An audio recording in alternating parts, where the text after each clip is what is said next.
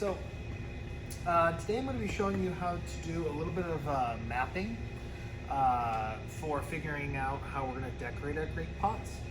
And then I'm also going to show you how to put some handles on. So we're actually going to do the mapping first. I have a handle right here. I'm going to use the coil, the same thickness of coil that I use for the pot, to make some handles on the side. But what I'm going to do is first, I'm going to do a little bit of mapping on my pot. It's easier to do that before you put the handles on, because the handles can sometimes get in the way of where maybe you want to draw or decorate or design things. So I have my pot here. Again, this is easier if you've got a banding wheel in front of you. I've got my pot roughly in the middle of my banding wheel. And what I'm going to do is, if you look at some pictures of some Greek pots, there's still the PowerPoint up that I showed in class quite a while ago of some ideas for Greek pots. And you'll notice in a lot of Greek pottery, what you'll see is that there will be areas that are like registers that might be like borders or framing for a central picture or image or kind of like narrative scene. So if you imagine like a narrative scene of like a sporting event, like a race, a chariot race perhaps, that'll happen in this middle section. And then above and below that middle section will be geometric patterning that kind of frames it, or maybe bands of decorative designs or floral motifs or things like that.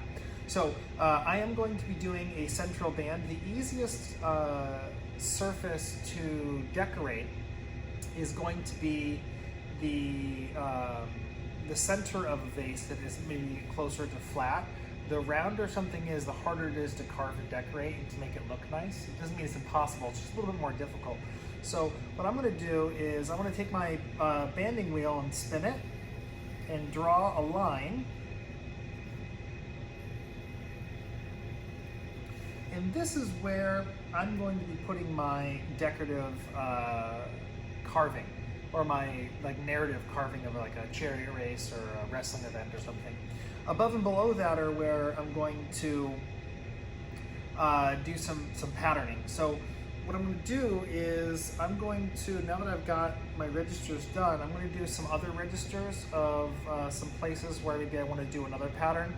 So maybe I'm going to do a line here, and then this line here, this will be like a border, and I'll do a similar border at the bottom. And you can see they're about the same size, maybe the bottom one's a little bit larger. And just now I have some framing. By using the banding wheel, I have some pretty good parallel lines. I kind of know where I'm working. It's also useful to take like a ruler, maybe divide things if you want to have like panels, like 1 panel, 2 panel, 3 panel, 4 panel, to divide it in quarters. But that little bit of banding lets me know a few things. Number one, it's going to let me know where I want to put my handles. I want to be able to decorate this without my handle getting in the way. So my handle's either going to attach right in the middle of this band, or it's going to attach above this band. It won't be below it, because then it'll be hard to carve. If there's a handle here, it's kind of hard to carve underneath the handle. So my handle will go above or right on that line and interrupt my pattern.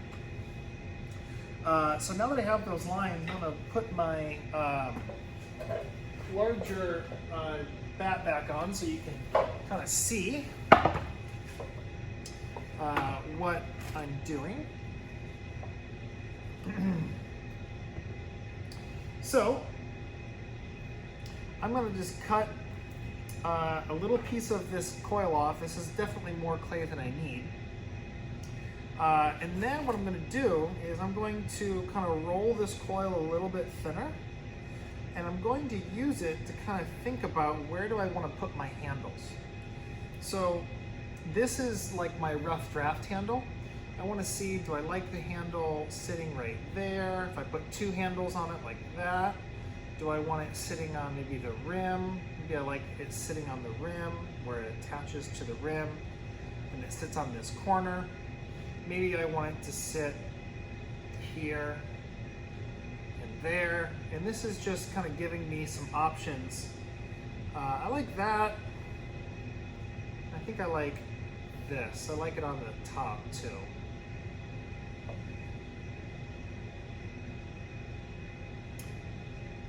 The other options, handles can also go sideways. I could put a handle on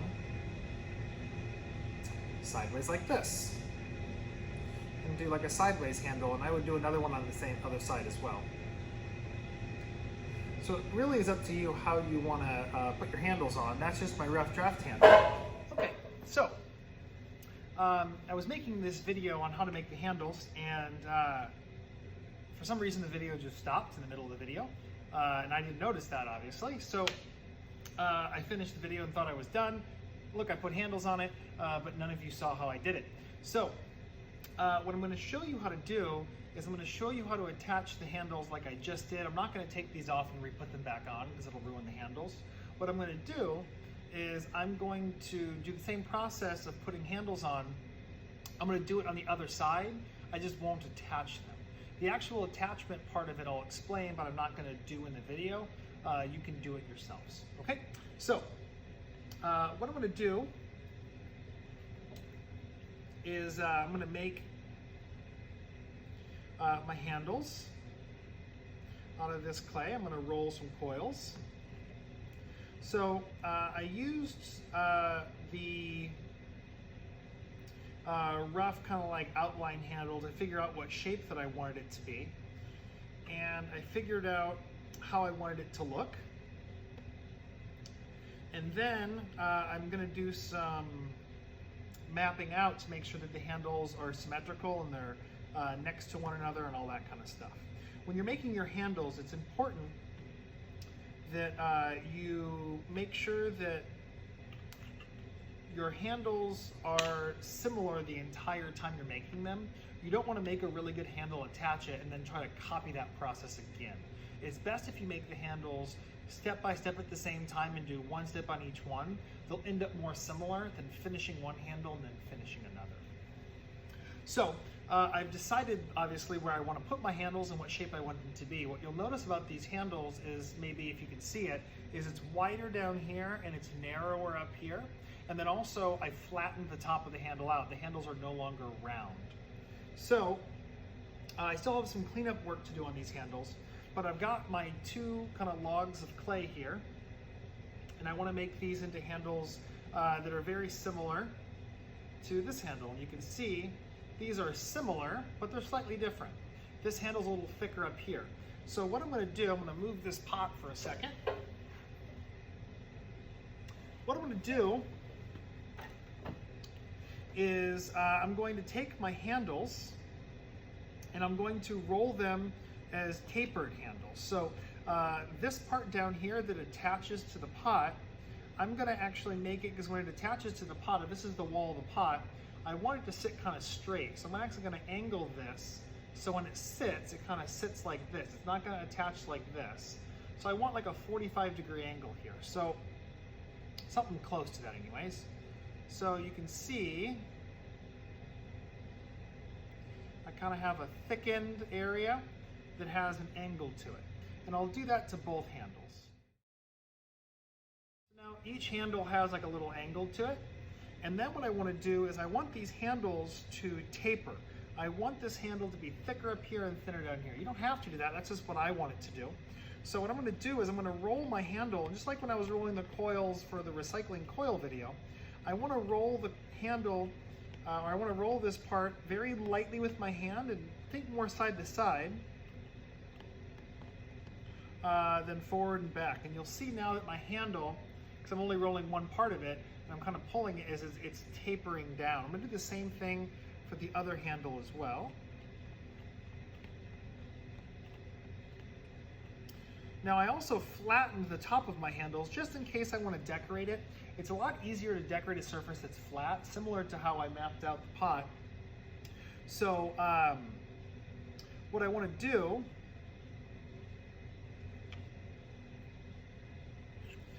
is, if I want to flatten mine in case I want to put like little designs or carve something or little dots, it'll be a little easier to map it out if I flatten the handle. So what I did to flatten my handle was I took and used a paddle and flattened it. You could use your palm a little bit. You could like kind of toss it on the table a little bit like this. There's a lot of ways to flatten it, but what I want to do is I want to get it as similar as possible to one another. So now I've got two handles that are very similar, probably a little too long, but they're both tapered and they're both similar. And then what I'd also want to do is take a little bit of time and maybe with my finger just smooth out any dents or creases or things that don't look as good on the handle. You need to work with wet clay when you're making handles, because you're going to be bending the clay quite a bit. All right, so to make sure that my handles are directly across from each other, I'm going to do a little bit of mapping. I have two rulers here. You could use pretty much anything though. I'm going to put a ruler on top here and a ruler here, and all I'm trying to do with this circle is try to make these little like wedges that are formed by the cross that's in the middle. I want to make those about the same size. I am also using rulers, so I have measurements. I can make sure that this amount of distance is the same as this is the same as this. Rulers make it easier, but if you don't have two rulers at home, two pencils would work totally fine. Two chopsticks would work totally fine. We're just trying to map this out so that it's somewhat even. So I've got this kind of set up here and this here. And now that I have it, what I can do is I would take and I would mark on each side of these, all four, just so I have some reference points. I already have those reference points. Just so that I can kind of have a nice cross in the center that divides my pot into 4 equal pieces. This can help with decoration, but it's going to help me put my handles on directly across from each other, more so than just eyeballing. So, if they're not perfect, like you can see that mine are a little off, like this handle in the back here can go a little bit more this way. Kind of late now for that. I'm okay with it. As long as you get within about a ½ an inch, you'll be fine. Now, I've got my marks here and I've got my mark here, so if I was going to attach this handle, I would attach it here, and I would attach this handle here.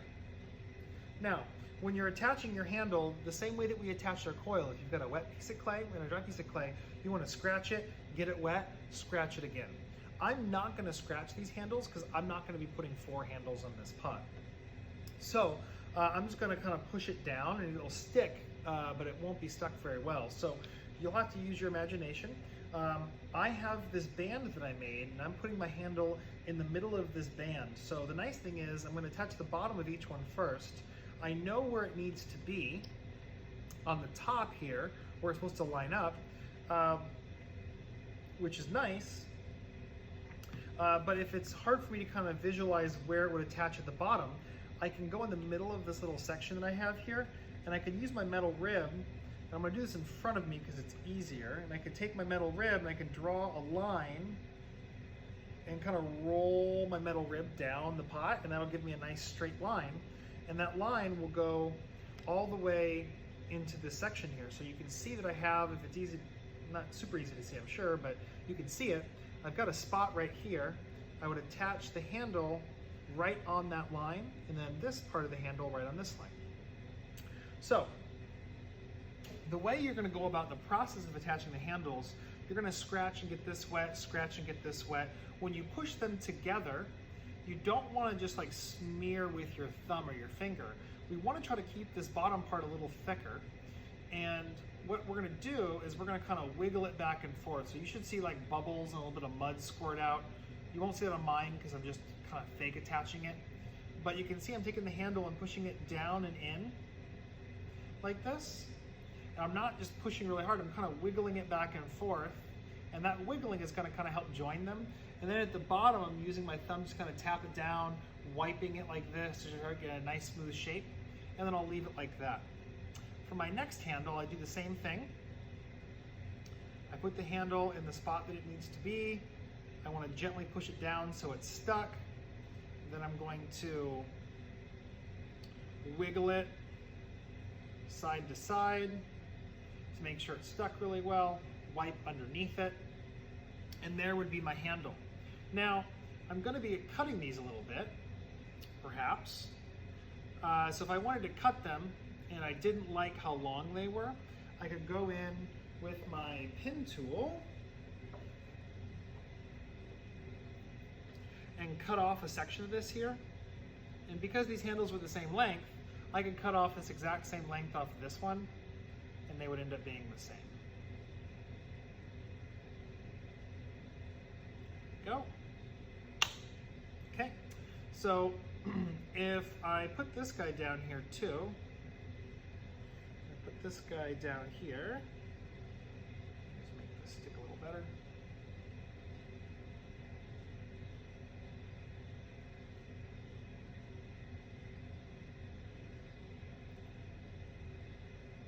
There.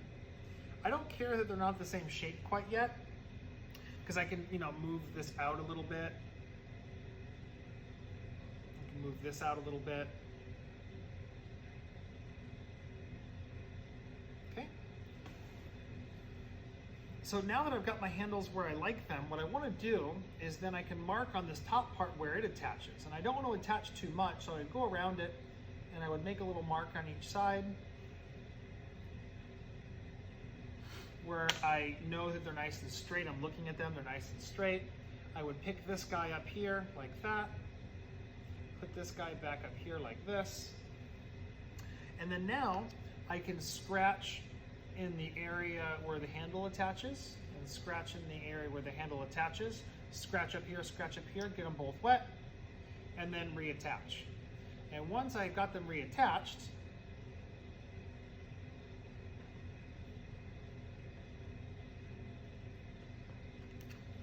this is what it'll look like. Now, the next step is to wipe it with my sponge to clean up any of the mess that's on there.